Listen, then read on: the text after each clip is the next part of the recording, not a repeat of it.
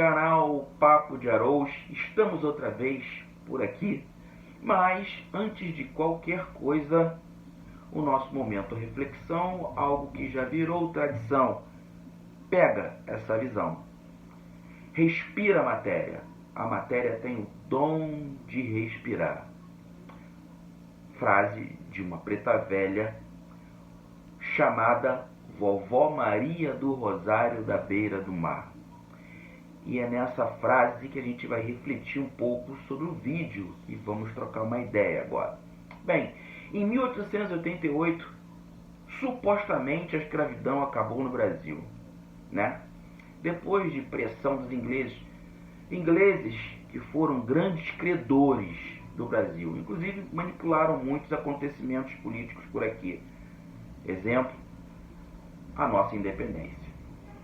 Bem, entretanto, em 1889, outro grande acontecimento surgiu aqui no Brasil chamado Proclamação da República. Data desse vídeo que estamos fazendo hoje, 15 de novembro de 2023, onde comemoramos também a Proclamação da República feita em 1889.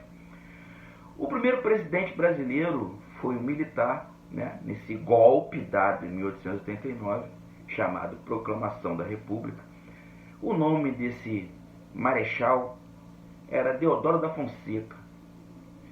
E em 1891 aconteceu a nossa primeira Constituição Republicana, que tinha dois aspectos muito importantes.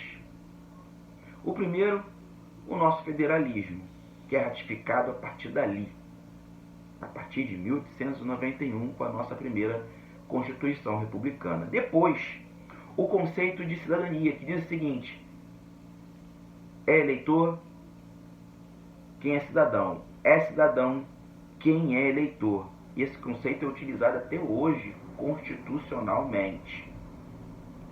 Dois aspectos muito importantes. Voltando aos aspectos importantes, sendo bem redundante, incrivelmente a nossa Constituição Republicana de 1891 não foi muito utilizada por Deodoro da Fonseca, até porque ele usou uma ferramenta chamada estado de sítio, e aí ele suspendeu todos os direitos constitucionais. E depois disso, Floriano Peixoto, o segundo presidente militar da época da República das Espadas, assumiu o governo brasileiro, utilizando como justificativa que o país estava sob estado de sítio e por isso a vacância não foi respeitada. Floriano também usou o estado de sítio. E aí, depois disso, chegamos à República dos grandes fazendeiros do café, porque eles, juntos com os militares e outros membros da casta brasileira, grandes interessados, aristocratas, promoveram o golpe de 1889, do qual eles chamaram de Proclamação da República. Olha só, eles continuam no poder até hoje, com outros nomes e de outras formas. Incrível, né? E mais incrível é que, com o andar da carruagem, né? República das Espadas, República do Café com Leite, né? Todo esse modelo aristocrata, né? E fazendo com que o Brasil crescesse historicamente e politicamente também nessa vertente. Em 1908, 15 de novembro de 1908, um médium lá em São Gonçalo, entretanto, ele foi considerado a primeira aparição em Niterói, municípios vizinhos, sob a influência do caboclo Sete Encruzilhadas, determinou ou anunciou o início de uma religião chamada Umbanda. Minha religião, por acaso. A religião mais brasileira que existe. Lembrando que o candomblé também é brasileiro. Não existia antes antes, né, da diáspora, porque existem várias diferenças nos modelos de cultos africanos. Aqui, Candomblé e depois a Umbanda, de acordo com o médium Zélio Fernandino, o que hoje, também coincidentemente, no dia 15 de novembro, comemoramos, teoricamente, 115 anos da Umbanda. A grande contradição nisso tudo, você pode perceber o seguinte: como as datas se repetem. 15 de novembro de 1889, a proclamação da República. 15 de novembro de 1908, a data que é comemorada até hoje como criação da Umbanda, por um médium branco, embranquecendo algo que não tem nada de branco, em princípio. Por quê? Historicamente, existia um cara chamado Juca Rosa, que vivia no Rio de Janeiro, no centro do Rio de Janeiro. E lá no Morro do Pinto, antes da proclamação da República, ele já fazia umbanda do Pai Quilombo. Ele era descendente de negros de fato. E ele foi preso por 6 anos por prática da Umbanda, prática de sortilégios, vadiagem, enfim. E por que ele foi preso? Porque já naquela época, grandes pessoas, grandes personalidades influentes do Rio de Janeiro, brancos da alta sociedade, subiam o Morro do Pinto para frequentar as noites de magia no terreiro de Pai Quilombo. Por isso ele foi preso. E logo depois, em 1908, para justificar o embranquecimento, para que fosse aceito de certa forma, pela sociedade brasileira, a Umbanda nasceu por lá.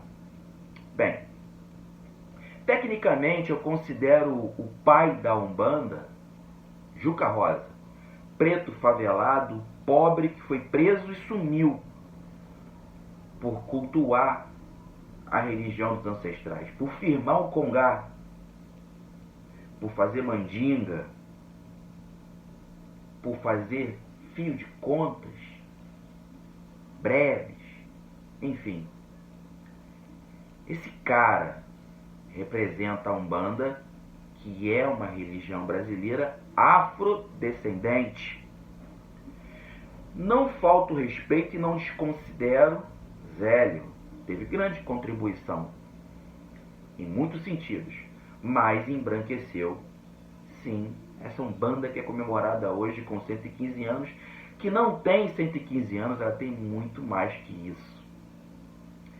A religião umbandista, nós, umbandistas, assim como os candomblecistas, somos, e isso são dados, números, os mais discriminados e violentados no Brasil, principalmente na região sudeste, principalmente no Rio de Janeiro, onde uma célula criminosa chamada Complexo de Israel expulsa, mata, violenta pessoas que são praticantes de religiões de matriz africana.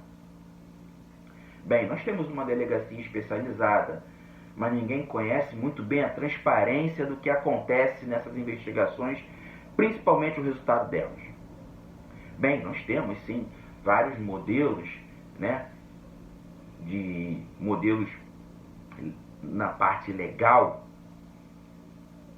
para poder nos proteger. Temos a nossa Constituição Federal, artigo 5º. Nós temos também a Lei 14.532/23 do início desse ano. Nós temos também a Lei de Igualdade Racial.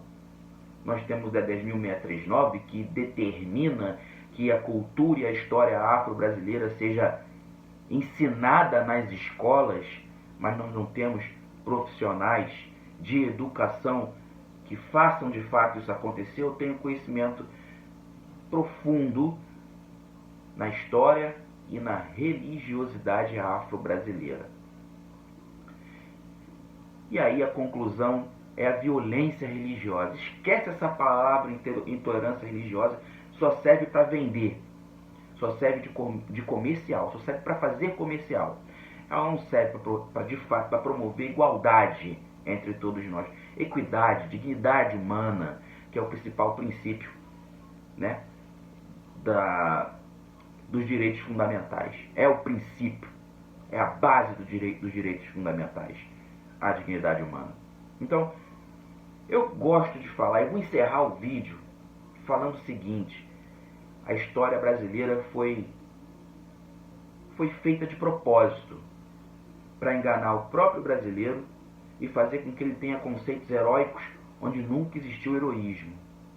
A história brasileira foi embranquecida, sim.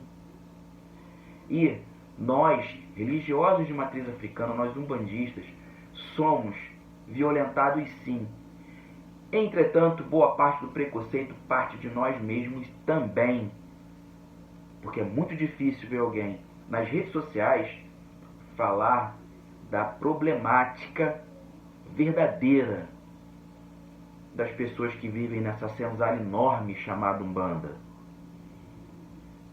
no nosso quilombo. Porque boa parte dos praticantes e líderes de matriz africana estão preocupados em criar propaganda, marketing pessoal, vendas da própria religião. E aí dá espaço para que pessoas mal intencionadas de religiões diversas nos ataquem, nos joguem pedras, nos expulsem das nossas casas de santo. Bem, pega legal essa reflexão. Eu sou um barco remando contra a maré. Jefferson Araújo. Viva nossa Umbanda. Axé Motumbá.